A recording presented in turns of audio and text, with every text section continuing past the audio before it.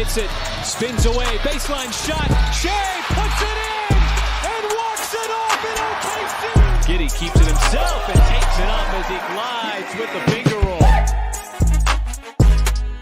roll. What is up, and welcome to the uncontested post-game podcast edition.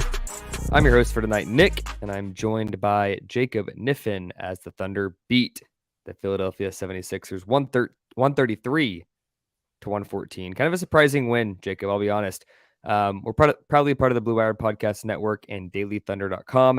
And if you don't already, please be sure to subscribe to our podcast. So wherever you listen to those, leave us a 5-star rating and follow us on social media, regardless of your platform of choice, whether that be Instagram, YouTube, Twitter, Facebook, or even TikTok. We are there too.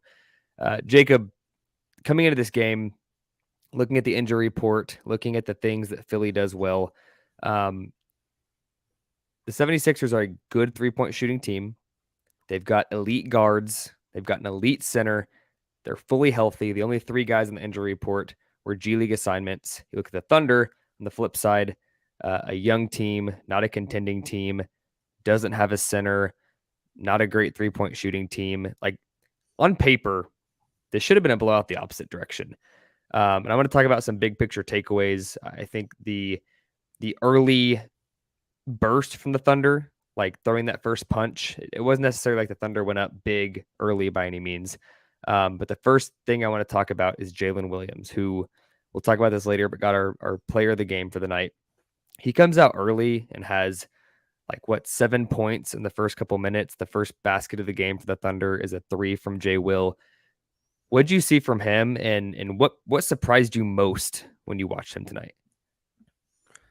I felt like I saw confidence that hadn't really been there before, especially in that first 3. Like, it feels like in practice he shoots that 3 a lot, but in games he shies away from it. I feel like I saw confidence tonight. And the most surprising thing, I mean, we were talking right before the show, Nick, that baseline jelly up and under. I mean, I did not know that was in the bag. That was nice. That was disgusting. That, and then immediately the next possession was top of the key at the 3-point line, head fake to lose Embiid, go down the lane, and then flip it over into a little finger roll.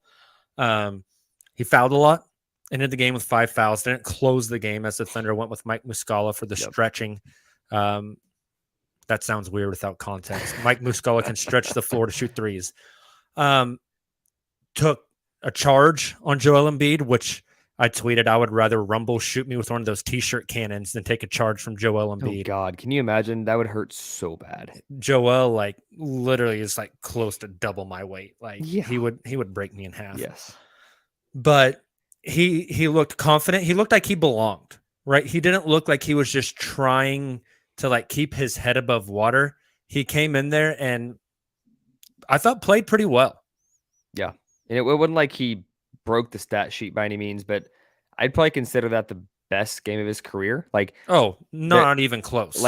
Even outside of the box score, he was a legitimate spark plug early in the game. When you're playing against the Philadelphia 76ers, it's so easy to get down 12 and have to claw back the rest of the game. And he was the spark plug early on. So it's impressive stuff from him. It's one of those games you can't expect this from him every night. Don't be pissed if next game he goes for 2 points on 1 of 6 shooting, 0 of 3 from 3 with 1 rebound and no assists. He's a rookie.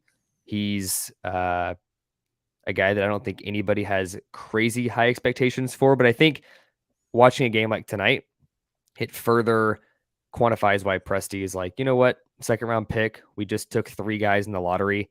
Let's take a bit of a weird route here.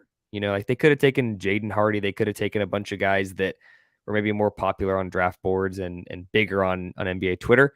But they took a guy in Jay Will, and he's had a triple-double in the G League. He's done some positive things, and I think tonight just goes to show why Presti said, screw it, we'll take a risk. If a 2nd-round pick even is a risk. I don't think you can ever say a 2nd-round pick is a risk. Second thing, speaking of sparks, it wasn't early in the game. It was later in the game, but Trey Mann. He's been a guy this year, just walking it back a bit. Looked really bad, frankly, earlier in the season. Goes to the G League. balls out, averages like 37.5 points a game in the winter showcase for the G League, comes back. You could just visibly tell the dude is confident. He's got the green light again. He shoots the ball anytime he touches it. He's a guy that if anybody has to have confidence on this team, it's probably Trey Mann, just given the way he plays, and he likes to be flashy and do the step backs and the highlight kind of plays. I wouldn't call it his best game tonight, but maybe his best stretch or one of his better stretches this season, where there was a point that the game starts getting close and you're wondering if the Thunder can bounce back, and Trey Mann produces points in a hurry. What would you see from him tonight, and where would you put this kind of performance relative to the rest of his games this season? Yeah, I tweeted at one point. I forget when it was. I think maybe the third quarter leading into the fourth. I think you're right. That I thought it was the best stint, like the best, not full game, but just like one stint in the game of his season so far. Trey ended 18 minutes. He was a plus 19. He had 14 points on 5 of 9 shooting, 2 of 5 from 3, 2 assists.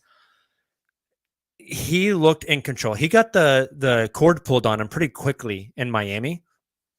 And I thought tonight he came out with purpose. I thought he played good defense.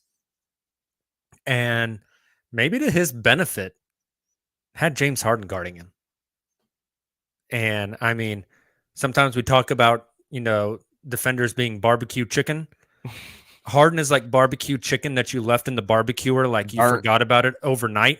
And then you woke up the next morning and you were like, oh, it's already like the meat's gone. It's just burnt. It's just bones left. Yeah. I mean, he cooked Harden like a Thanksgiving turkey, dude. It was disgusting. But one thing I've noticed from him, Nick, he is shooting the 3 a little bit quicker, but he's kind of getting into the lane, and maybe not even the lane, into that mid-range area and making his dribble moves and creating that separation and shooting more pull-up 2s. Off that separation. Yeah. I feel like I've noticed that more over the past few games, maybe trying to find his rhythm early. I feel like his playmaking has been pretty good. And just defensively, he feels very locked in. I really thought he had like a great stretch of basketball tonight. Maybe his best stretch of this season so far, which has admittedly been a struggle for him. So I really like what I saw from him tonight. Yeah, same here. Speaking of getting the plug pulled early, I think this is something we need to talk about more broadly than just this game tonight, but you brought it up, and I want to at least touch on it here briefly. Mark Daigneault. I think when he was hired, the sentiment was he's been at Florida, he's been with the Blue, like almost every role he's been in to this point has been, hey, this guy can develop players. He's a perfect rebuild coach. But when the Thunder are going to be good again, maybe he's not the guy. I'm still not ready to say sign Mark to a 10-year contract by any means. But what we've seen in the past couple years, the Thunder being ridiculously undersized and still being a halfway decent rebounding team and being a solid defensive team and getting the team to buy in. And you see games like tonight and against the Celtics and against the Grizzlies, and it's like, these guys, Mark is doing something right. I don't know if that translates if you go trade for a 31-year-old superstar that doesn't like to listen to coaches. Like, that's a whole different story. But with the guys he's got now, he's doing a spectacular job. He's pulling guys like Trey Mann when they're not doing what they need to do. He's not scared of saying, hey, I don't care if you're a damn near lottery pick like Trey Mann. I'm pulling you. And we saw that his rookie year too. What have you thought about Mark, and has your outlook on him changed longer term after seeing what he's done the past couple seasons? There's so much context we don't know with coaches, but from what we see, like you said, he's been awesome. He's been awesome building a culture. He's been awesome with accountability. We got, for the first time, I think ever, Nick, a glimpse into Mark Daigneault in a huddle in that TNT game. Most times whenever the TNT game goes to the mic'd up coach in the huddle, it's like, hey, come on, we got this, a few more stops. And Mark was just very direct. I think he said something like, we're taking bad shots, we're not moving the ball, we're not rotating on defense. We got to do those things to win. Stop taking bad shots, move the ball, find the right, like just very direct, very straightforward. no animosity there, no anger, no calling people stupid or I mean, it was just, this is the reality of the situation, just very blunt. And I think the guys respect that. The out of timeout stuff is always awesome, which how much of that is Mark versus Josh Giddey Josh, just being incredible. Yeah. But I mean, he has been wonderful. And at this point, I don't know why you would want somebody else like to be the coach at this point.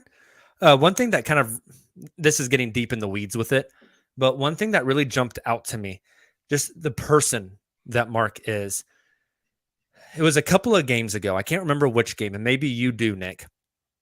Somebody in a post-game scrum or at a practice asked Mark about fouls and like guys fouling out and you subbing them out and intentionally like keeping them out of the game, which is like fouling them out.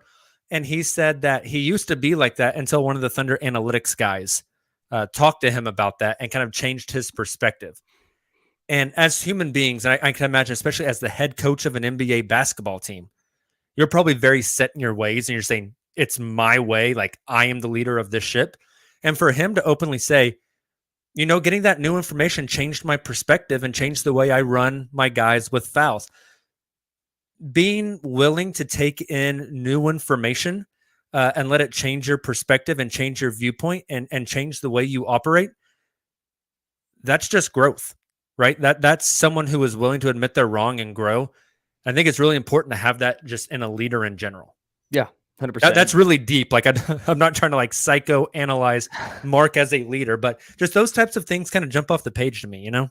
No, I think, I mean, the Thunder are a data-driven organization. You ask Mark questions post-game or pre-game, and he's always got some sort of, you know, we don't have enough sample size to say yes or no, so we go with this or the stat on fouls and driving to the basket. Yeah. Remember his rant on that? I mean, yes. And actually it's funny, after that rant, the Thunder's foul calls have gone up. Oh, insanely. Yeah.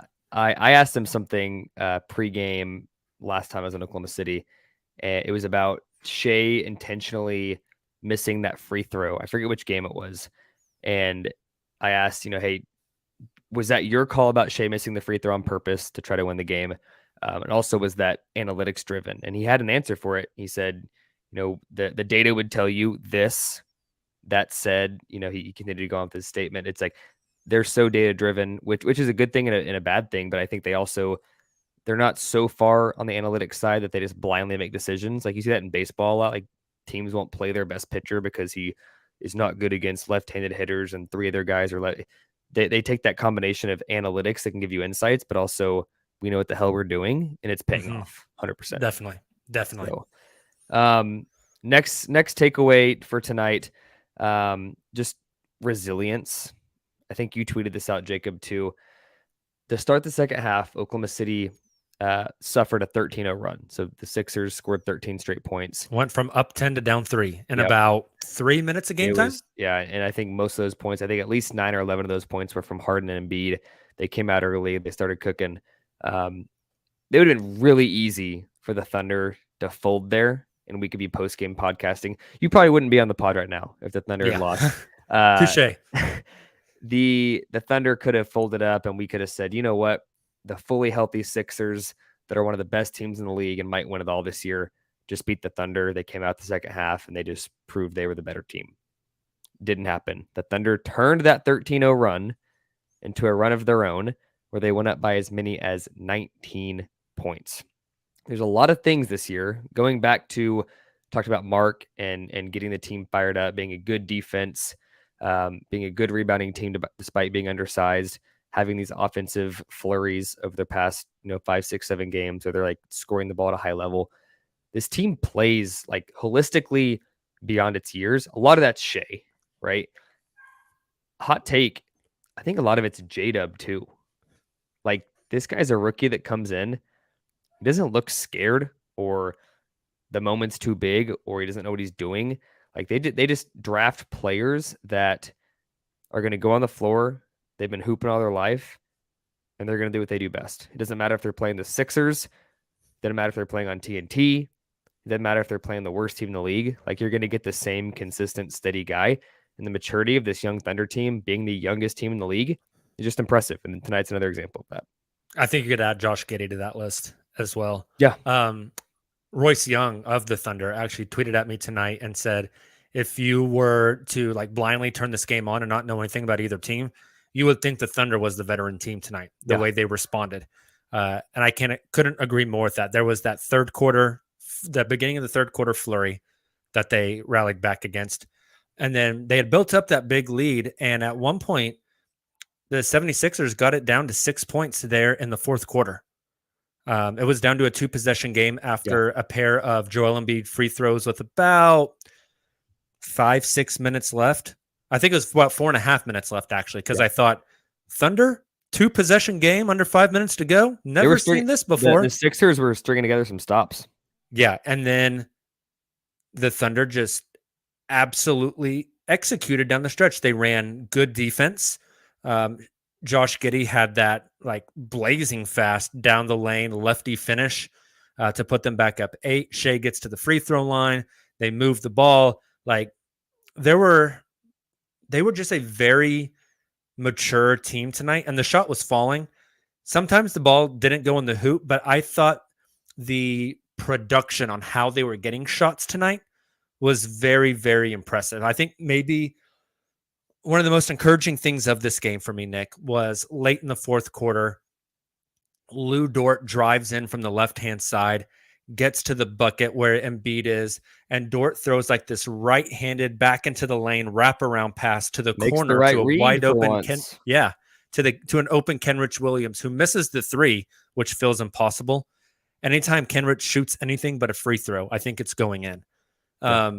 But fires this pass to Kenrich for the 3, doesn't go in, but the production to get to that shot is exactly what they are looking for. Exactly what they are looking for. And it's been really impressive to see the youngest team in the league, the second youngest team in NBA history. The only younger team was this team last year. Like going through those progressions like that, making the right read, playing the right style of basketball. They are building habits that will last them for a very long time. And if you build those habits and that foundation, coming back from a 13-0 run isn't like something to bat your eye at. It's just kind of routine for them. And the way they answer questions, Shai saying post-game, it's a 48-minute game. They came out, they punched us, and we just knew that we had to settle in and manage the run and make a run of our own. They are very mature beyond their years. Yeah, no doubt. Last big theme here, and you just mentioned Josh Giddey. There's been a lot of sophomore slumps this season. Like I feel like it's a bigger thing than normal. You've got Scotty Barnes, who was rookie of the year last year, has been frankly bad relative to last year, at least. Like I wouldn't call him a bad NBA player. Like he's absolutely going to be a star in this league, but relative to last year, not great. Evan Mobley has been good, but I don't think you would consider Evan Mobley like taking a huge leap this year. Cade Cunningham has gotten hurt. Like there's all these guys. Franz Wagner has been incredible. But Josh Giddey, he's one of those guys that struggled early, you could say, but is now like hitting a different level. Like if you look at his career numbers versus the entire draft class, I believe he's 6th in scoring, 1st in assists, 2nd in rebounding, which is phenomenal considering who's in that draft class and getting him at 6. My big takeaway from him tonight is he's just playing better and better and better as the season goes on. And bigger picture, I think a theme last year, especially with some Shai comments, was like, can Josh and Shai fit? I think we're getting to that sample size now where like these guys are both healthy, playing all the time, and the Thunder are winning games. It's only up from here. Like the way they just winning games, it's the way they play off each other. Yeah.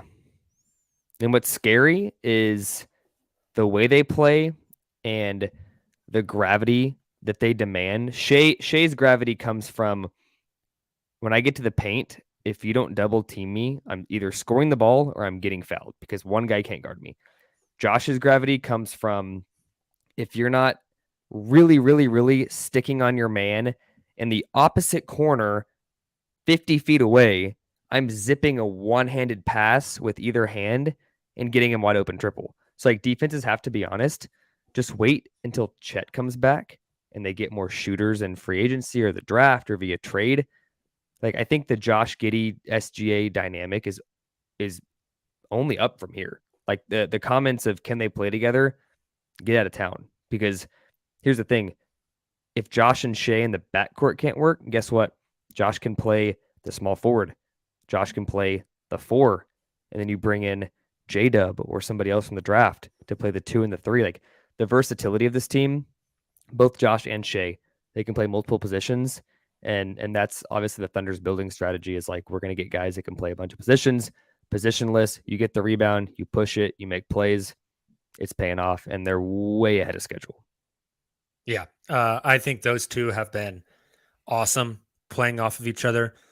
There's a lot of Shai driving and looking for Josh at the 3-point line now because Josh is shooting the ball so well. There's a lot of Josh on the ball and Shai cutting, Shai screening. I tweeted tonight, I think the next evolution of that, before I get there, they had a beautiful, it was that first quarter, Shai passed to Josh and then cuts baseline, and Josh hits him on the bounce pass for the dunk. I mean, we've seen Shai finding Josh for threes late in that Dallas Mavericks game. We saw the give and go against the Washington Wizards.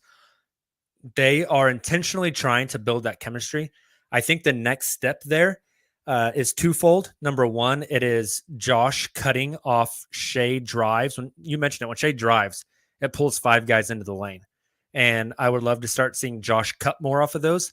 And then Josh screening for Shai, especially with his size. Coach mentioned preseason that they think Josh can put on 20 to 25 more pounds of muscle over the next 3, 4, 5 years. It's bonkers. We're talking 6'8", 6'9", 240. I mean, we're talking that's a legitimate power forward. We're talking like that dude is Ben Simmons. Yeah, that's like Tobias Harris size. Yeah, I mean that's huge, and we've already seen it in some capacity. Like Josh Giddey is not he's like the anti Trey Mann.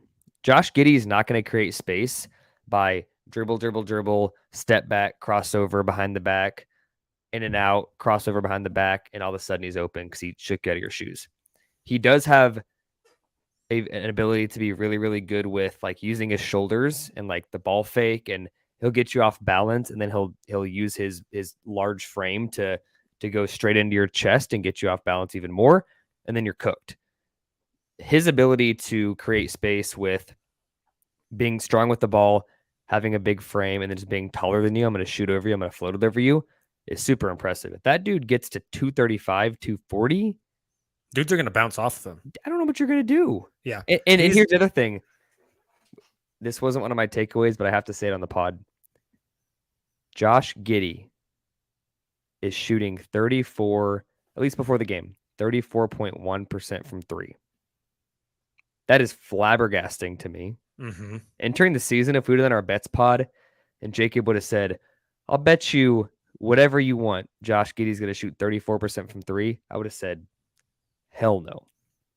Maybe like 31, which would have been like a 5% increase. We're talking this dude shooting like 8 or 9% better from beyond the arc this season. Mm-hmm. Is it chip? I don't know, because changing your shot takes longer than a couple months. Nonetheless, if Josh Giddey can be a 34, 35, 36% three-point shooter for his entire career, watch out. Yeah. No, I'm with you. That's disgusting. Last 15 for Josh, 17 points on nearly 14 field goal attempts a game. So that's 51.4% from the field, 38% from 3 on over 3 attempts a game. Only 1.5 free throw attempts a game. I'd like to see that number go up, but he's 95% from the free throw line. Grief. So he's 50, 38, 95. 8 rebounds, 6 assists, 3 turnovers. So that's a 2-to-1 assist to turnover ratio and a plus 2.8 per 100 possessions. Not to mention he can play any position besides center. I don't think we talk about it enough. No. How much better he has been, and especially late in games, I feel like he has been just as cool as the other side of the pillow. He's been ridiculous. It's been very, very impressive. Few other things from this game tonight, Nick. We've talked about a lot of stuff, and we haven't mentioned that Shai Gilgeous-Alexander scored 37 points on 16 field goal attempts. 37 points, 10 of 16 from the field, 8 rebounds, 6 assists, 1 steal, and 2 blocks. Ultra efficient. Who are the 1 steal and 2 blocks on, Nick? Mr. Joel Embiid. Both blocks were at the rim. That was actually one of my other points that I was going to bring up tonight is like, you look at the box score. This is the problem with Oklahoma City is they're not on national TV. So most people that are like following the Thunder nationally are like checking box scores for the most part. There's people that go back and there's like Keith Smith, who we've had on the pod a bunch, is one of those guys that's just a basketball junkie. He misses a game, he's going to go watch it at 7 a.m. the next morning, and he actually is watching games. But most national people out there are checking the box score. And you see Shai, 2 blocks and a steal. And you're like, yeah, that's a solid game. Like, actually not much better than he's averaging. Like, he's averaging a lot of blocks and a lot of steals this season. I think he's a leading shot blocker among guards this year. He's up there on steals as well. 2-1 is a solid game. It's not a fantastic game. May not even stick out if you look at the box score. But just like any statistic, just like the reason the eye test is so important is because there's much more than the box score. And knowing that he blocked Joel Embiid at the rim twice and then ripped him in a pretty significant moment in the fourth quarter speaks volumes to him. And his All-NBA resume, his case, his All-Star case, he's doing it on both ends. We talked about this for years with Shai. I compared him to Bradley Beal a bunch up to this point. Like, Brad Beal had the size to be a combo guard that had the length that could defend if he wanted to. And before this season, Shai was kind of the same way. If Shai really wanted to, he had the tools to defend. This is the first year we've really seen it. And holy crap, that dude is good. Yeah. Well, Nick, you just mentioned it. Let's get to a YouTube comment real quick. Tristan says, let's assume things stay the same for now, and all NBA guard locks are Steph, Luka, Ja, Donovan Mitchell, and one of Kyrie or Booker, depending on games missed. Does Shai get that 6th spot, or who could take it from him? I wouldn't assume Donovan Mitchell is a lock. As good as he's been this year, he had probably the best performance we've seen in 15 or 20 years. I don't know if I would consider him a lock yet. I think Steph, Luka, and Ja, just with the hype they get, are always going to be locks. Like, even the if Kyrie Booker one, I think, is like neither of them. It's not an either or with them. That could be Shai's spot as well. Yeah, I mean, especially with Booker missing a bunch of time right now. Like, he hadn't been in the lineup for a bit, and he's still got a ways to go. I think I would take Shai over both Kyrie and Book. That's probably being a bit biased just because I watch Shai every single night, and I haven't watched Kyrie or Booker more than a few times this year. Hot take. This is going to get you going because this is one of your draft crushes, one of your guys. We got to consider Tyrese Halliburton. I take Halliburton over Booker right now. Halliburton's in the been All-NBA. Incredible. Yeah, Halliburton has been incredible. Bonkers good, dude. Yeah, really, really good. But no, I think Shai's we're only halfway through the season. We still got half the story to tell here. But as of right now, Shai is an all-NBA caliber player. I'm not saying first team, but he is an all-NBA caliber player. I mean, Steph has been awesome. Steph's missed a lot of time too. Shai's played a lot of games. That's a good point. Shai's played a lot of games. Nick, we were talking about blocks earlier. Yep. I also want to shout out Jalen Williams, 6 of 11 tonight, 2 of 3 from 3, 5 rebounds, 4 assists, a steal, and a block. He ended with 14 points. And that block was a doozy. Turnover in transition. Tyrese Maxey, who is faster than lightning, gets down the court. And for the second time in 2 games, J-Dub just gets up and beats someone's shit off the glass. He is so good. Like, Summer League, we saw the flashes when he was like guarding Jabari Smith Jr. and blocking his stuff in summer league, and you're like, yeah, that's super high upside, but again, he's going against like the Rockets squad for that game was like 4 or 5 of their young guys and then some G leaguers. Mm-hmm. You're like, when he gets to the NBA level, there's going to be an adjustment period. It's going to be tough to get better and really thrive at this level. Every single game, J-Dub gets better and better and better. Especially on the defensive end. You are really starting to see the growth on that defensive end. I came into the season, so with Chet's injury, there's an obvious, like, one of the top 5 picks or one of the first team All-NBA picks is wide open because even if the top 4 outside of Chet, the top 5, you take the 4 guys outside of Chet, like even if they play bonkers, they're going to get an All-NBA nod, first team or All-Rookie team nod. With him out, there's an extra spot.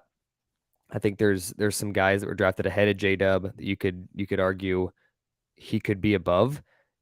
As the season goes on, though, I'm not convinced he doesn't still have a shot at first team.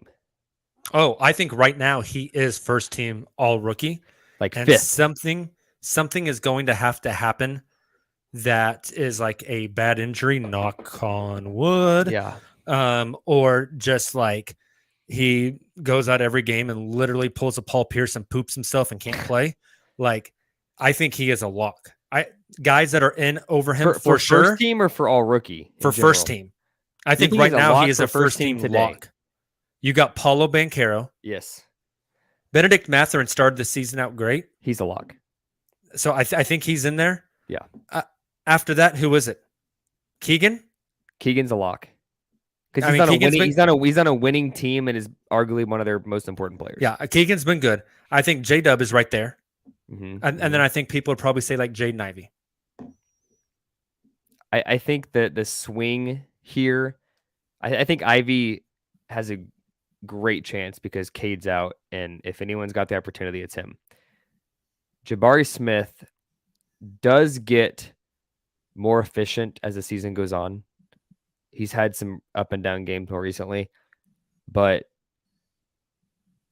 which is kind of funny to think about. Similar to last year with Josh Giddey and Jalen Green and Western Conference Rookie of the Month. And this first team All-Rookie for J-Dub may come down to Jabari Smith Jr. and him. It could, for sure. For that final And spot. again, we have half a season to go. We don't know what's going to happen. But I would have J-Dub as a lock for first team right now. And I don't know if it's close. I mean, Jabari is getting better. Jaden's been all right. I mean, J-Dub is actively contributing to winning basketball. I don't know how much that plays a role to voters. Also, just shouting it out there. If you're a fan of J-Dub, like Meek Leak says here, J-Dub is my favorite player. Keep your eye out on the uncontested. Got something coming soon, eh? Got something cooking. Got it in the crock pot. Yes. Get ready. Yes. Should be dropping soon. Nick, do you want to take a few of these listener questions before we get out of here? Yes, and such a fun night. We've got a ton of people in the chat. I think we kind of owe it to them. I agree, and I'll scrape the Twitter. I tweeted that if there's any Twitter questions. If there's anything that the chat does not cover, I will bring those up at the end. Perfect. Before we do that, any other box score, player, theme stuff you want to talk about? Our guy Darius Baisley broke the DMPs. Got 14 minutes tonight. We don't need to talk about Baisley. Okay, I'm okay with that. Kenrich Williams does good stuff. Mike Muscala played well. We talked about Trey. It was a good team effort all around. Like everybody actually contributed. It's hard to find somebody on this spreadsheet. This box score. Holy smokes! There we go. The box score that you would like really be upset about. Lou Dort 1 of 7. That's 2 nights in a row. He's gone like 1 of 7 or 1 of 8 or 1 of 9 or whatever. But he still played good defense. We kind of mentioned this, but we just got to say it again.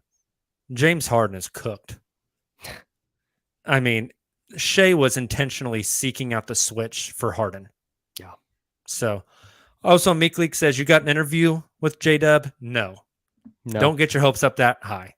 But we got something cool. We could get an interview if we wanted to, but I think this is bigger and more important. And you benefit from it, if that makes sense. There you go. All right, let's spin through these comments. Hustle and D says Thunder continue to cook these contenders. I mean, Philly had been playing really good basketball before tonight. And so fully this healthy, is, like I said. I think this is maybe the most impressive one of the season, all things considered, on the road, rallying back from that 13-0 run. Biggest like team effort. Like the Boston game was obviously like they clapped them, but like top to bottom, a game that actually was a game for the entire time. The Boston game was over early. Mm-hmm. This one felt like you had to like dig deep. Yep. Meek Leak asked if we want to talk about the Bays minutes. Sure. I mean, it's not like he's been DNP'd for 12 games in a row. Like he's played. It's like 4. There. It's like 3-4, and then he plays, then 3-4, then he plays. Hey, he made us. I'll give him some props. He made his free throws, and he did some good things on defense. Yeah, and he's a great defender. Like I think we talk about him a lot as a guy that's like, is his time here done? He's getting DMPs. He's still a really, really good defender. Like that, you can't deny that. Mm-hmm. Also, quick shout out from the Twitter. Kieran Kaufman tweeted out a picture tonight from the Philly game with the uncontested U hat. Oh, no crap. He's in the chat here as well. Great first Thunder game. So my Kieran, guy. That was your first game ever. That's dope. Thanks for wearing the hat. Sick. Man. Yes, it's a absolutely badass awesome. hat and a badass jersey with the sunset with the orange. I love it. Oh, sweet. He also had my favorite comment of the night that said Baisley's like Robertson. If Robertson didn't know, he couldn't shoot. Oh, the just irrational confidence of Darius Baisley. Eamon wants to know if you are memorizing those All-Star by Smash Mouth lyrics because you're about to owe me a payout. I know. Shai could have a season-ending injury tomorrow and still make the All-Star team. He's not going to start, I don't think, because after today's vote came in, he's going to be 4th in the fan voting, which is 50%. For the starters, it's tough. Then it's 25% media, 25% players. So he's not going to get top 2 after the cumulative. No. But I mean, he'll be the first guard picked by the coaches. Yeah, I'm really interested to see like who drafts him in the All-Star draft live on TNT. Who are the captains projected to be? Is it Giannis, LeBron again? I think it's KD, LeBron. KD, LeBron. Oh, I hope KD drafts him. That'd be fun. I'd like cool. that. Hayden Peterson says Harden looked like what up, my guy? He said Harden looked like a rotisserie chicken. Kind of like that rotisserie chicken Taylor's going to have to eat live on the show. Yes, Hayden Peterson's the better of the two Petersons, if I must say. Carl asks, is Shai going to get most improved player? I saw something today on Twitter that he was now 2nd in Vegas for the award. Behind. I'm trying to think who it was behind. He was like the big time. Oh, behind Laurie. Yes, that's correct. He was like Shai was like minus 400 a couple weeks ago. Markkanen just been balling out. It's relative. It's like most improved versus last season. It's like, yeah, Lowry last season was a guy that we were like, would anybody trade a 1st-round pick for this guy? And now he's great. Last season, Shai was a guy that you'd have to trade 5 first-round picks for. Now it's 8 first-round picks. So it's like relative to last season, maybe Lowry's better, but I still think Shai deserves the award. Yeah. Connor says, great pod, and then asks if the 76ers called Presti and offered Tyrese Maxey for Josh Giddey, what do you think they say? No. I think I'm with you. I don't think the Sixers even offer. I think it's one of those situations we talked about before where both teams value their guy higher, so that conversation didn't even happen. David says, did anyone else think the eye test for this game wasn't the best Giddey or Shai game, and then were surprised to see the numbers at the end? I think the eye test. Yes. Say it again. For Giddey, I would say yes. I like the 5 assists in the first 7 minutes of the game. It didn't register with me. Like the game, the first half of the first quarter, basically, Thunder offense is rolling. They're getting good shots. They're hitting their threes. And I look at the box score, I'm like, 5 assists for Josh already. And then as the game goes on, he quietly scores. Shai had some pretty special moments, like the it was like a crossover behind the back where James Harden was just lost and he hits the Get that jumper in man his a face. map. Like Call Dora the Explorer. Get that man a map. Because of that, and because of the free throws, I think Shai was less quiet. But I do agree, Josh from the eye test was surprising versus the box score. Yep. Connor says, my expectations for J-Dub continue to rise. He's the most exciting player the Thunder have drafted since Russ or KD. Is he intentionally leaving Harden out because the Sixers game? Maybe. I haven't looked at it. I would assume J-Dub's rookie numbers are looking very close to Harden's rookie numbers. Actually haven't looked at that. It's a good thing to maybe dig into and talk about on the Sunday pod. I would say I still think most exciting is still got to be Chet, right? Even though he's out for the year. I don't know if anything in my life has made me more excited than that first Utah Summer League game, Nick. Oh my God. I probably had some irrational takes. That was one of our most listened to pods. Shows of 2020. Yeah. Yeah. I think that was number 3. Drafting Chet was 1, I think. And then Chet's first game was 3. The dude is special. That's probably the most exciting, but frankly, actually, I probably was not super excited about J-Dub, to be honest. My evaluation of him coming into the draft was not worth lottery. I'm the fool now. I'm talking about him as the top 5 guy in this class. He's awesome. Eamon says, coming into the night, Shai is the only player with 30-plus blocks and 50-plus steals per the Thunder. Only player in the NBA? I think so. Wow. First team all defense? No, not really. But I think that does help his all NBA case. Like if the people that are voting hope they're smart enough to think about both sides of the ball. Robert, sorry, we got a lot of YouTube comments, so we're going a little bit long here, but I think we're okay with that because this place is popping. We love it. Robert says, I assume for the sake of our future, Lou is going to take a few steps back in his offensive role. When do you think we will see that? Because I, for one, am tired. I had the same thought tonight, actually. Jacob, do you have the box score pulled up? How did Lou end up with like 7-8 shots? 1 of 7 from the field, 1 of 3 from 3, 1 of 2 from the free throw line, 2 rebounds, 3 assists, and a steal. Okay, so it's not the efficiency you'd like to see from Lou. 1 of 7's bad, but that's the type of offensive aggressiveness that I think he will have to maintain on a regular basis. Like there will be nights, like even next year when Chet comes back and a lottery pick comes in, Lou will have games where he takes 15 shots because he's on fire and he's getting good looks. But Lou Dort on this team at some point is going to have to not realize, I think he's being empowered to be an offensive minded player right now, just given the state of the team. He's going to have to be the defensive stopper that doesn't care about taking a ton of shots. Mm-hmm. So I think the volume tonight would be ideal next year, the year after, if he's not traded. So I do think for the sake of the future is the question.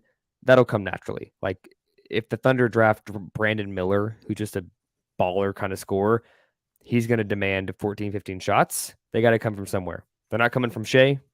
They're not going to come from Chet. They're not going to come from Giddey or J-Dub. They're going to come from Dort. Yep.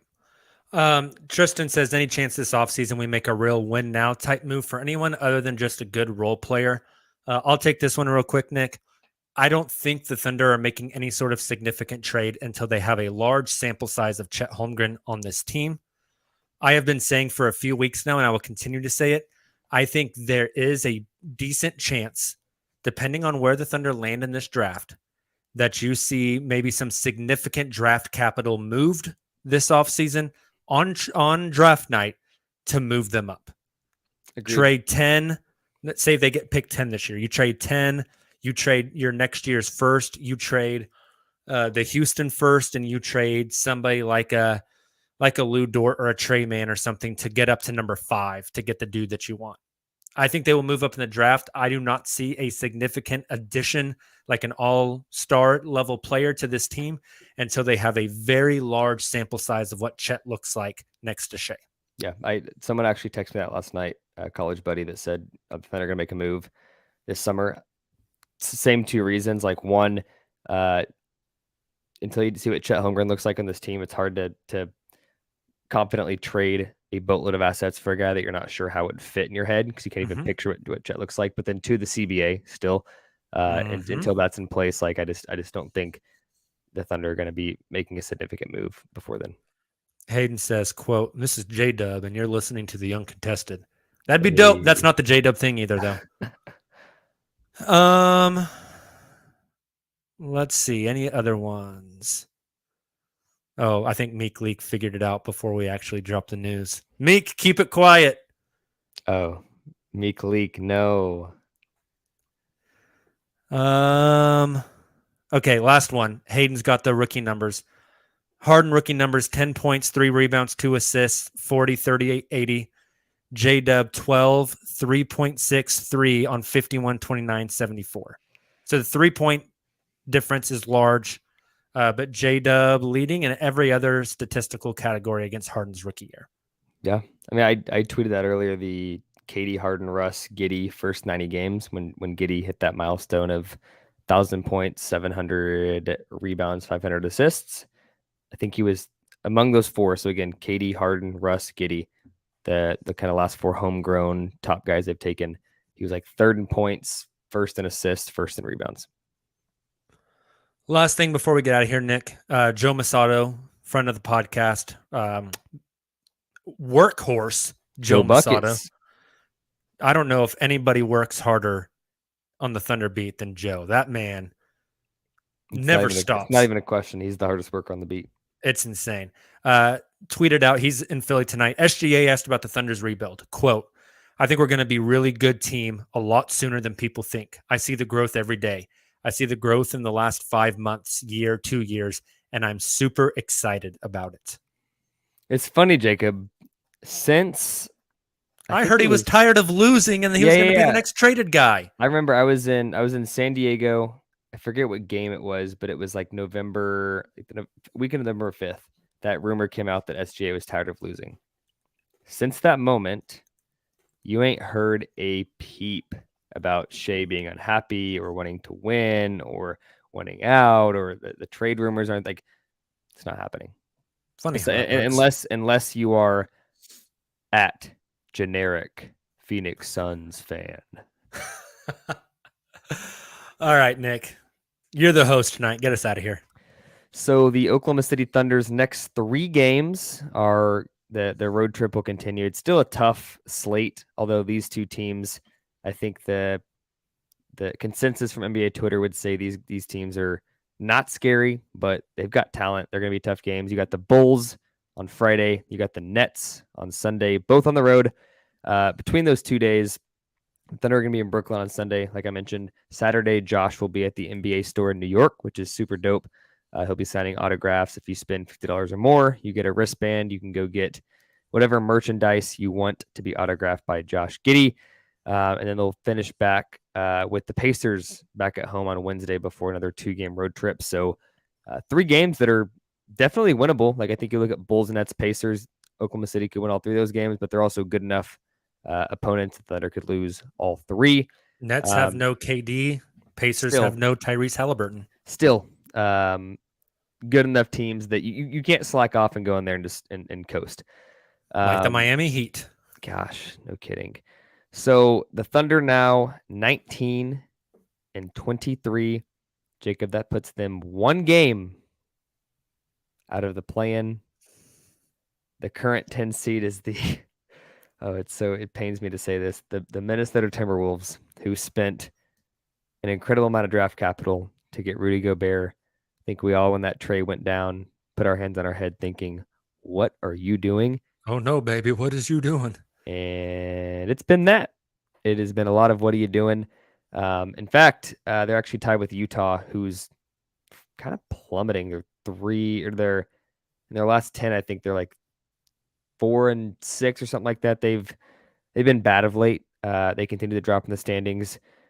Like if the Thunder go beat 2 of the next 3 teams they play, they could be in the play-in, which second half of the season being in the play-in, this team never would have thought it.